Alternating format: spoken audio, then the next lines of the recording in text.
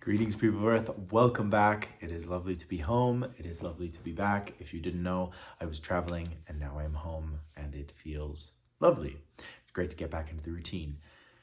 Today's video, we are talking about imagined enemies because I think a lot of the problems in our lives are fictitious. They're created by ourselves. And especially, I'm speaking from personal experience because many times in my life, I will face, whether it's anxiety or just the fear of other people or situations, whether it is a situation that I put myself in that I just shake my head and I can't understand why I put myself through that.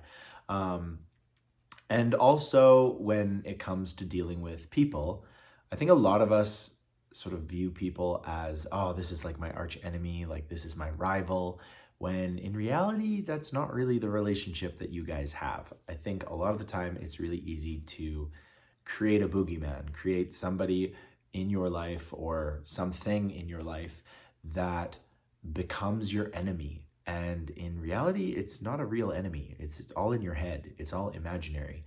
And we do this as like a defense mechanism, as a way of wrapping our heads around something that we're just not very comfortable with or familiar with. And I think it's really bad. I don't think this is good. I don't recommend doing this. I don't recommend creating an enemy in your head and using it as an adversary. I don't think that is particularly healthy. I don't think it's a growth mindset kind of thing. Obviously, there are going to be things that are actually adversarial in your life. You know, you're going to face things that actually bother you and actually challenge you. But I think to view things as, oh, this is my enemy, or I hate her, or, you know, this person's just a monster, I got to stay away from them. Sure, you can stay away from them, but to view them as this arch enemy out to get you, I think it's a bit of a victim mentality that we don't really need to promote. On a side note, just a little bit about victim mentality, the idea of seeing yourself as a victim for some enemy, whether that enemy is society or the man or the patriarchy or whatever, all of those things exist and all of those things do influence and put a certain amount of control on our lives. The heteronormative world, the economic world, all of these things do influence and put control on us and make us unable to do this or feel uncomfortable doing this. But to sort of view it as you being a victim to that system really doesn't get you anywhere. It doesn't promote growth. You're just kind of stagnating. You know, it's like being on a canoe in a lake. You're not going to do anything. You're not going to move. You don't have a paddle. You just view yourself as this helpless little victim. And that is really not the way to go through life. I'm a big optimist, but I think you have to understand that life is not inherently fair or equal, or things don't work out necessarily the way they should. Kids get sick, problems in the world, fighting, famine, hunger, economic inequality. These things are inherent to the human experience. They're inherent to the living experience. Animals face the same similar problems in their own structures and societies and food chains and everything. And so the idea that you are a victim and, you know, somebody has to accommodate you, I think is a really dangerous mindset. It's something that I've never tried to embrace or never seen myself as the victim, even in situations where I absolutely was a victim, because being a victim is a real thing.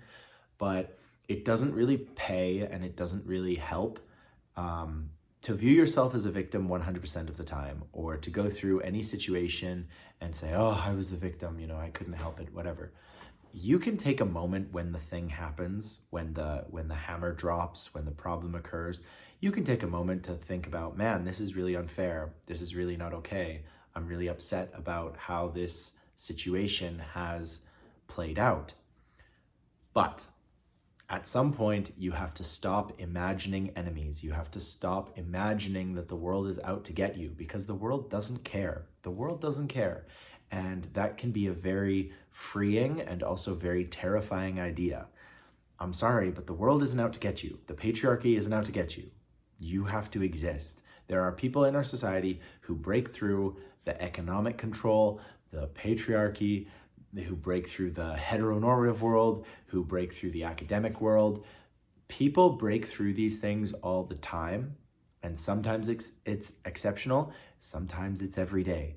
And the idea of viewing yourself as this victim doesn't get you anywhere. The idea of viewing these things out there as enemies, they're not. They're just things. They're just things.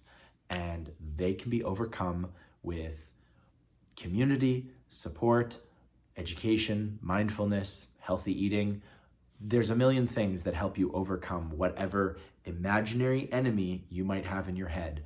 And I think the first step that really gets you moving, gets the ball rolling, is to dispel this idea that, oh, I have this enemy, this mortal enemy who is out to get me. You know, I've always had this problem. I need to go wandering. I need to do this. I have this, I'm just like this. I can't sleep on planes. Like it's whatever you tell yourself about yourself that's actually a lie, you know?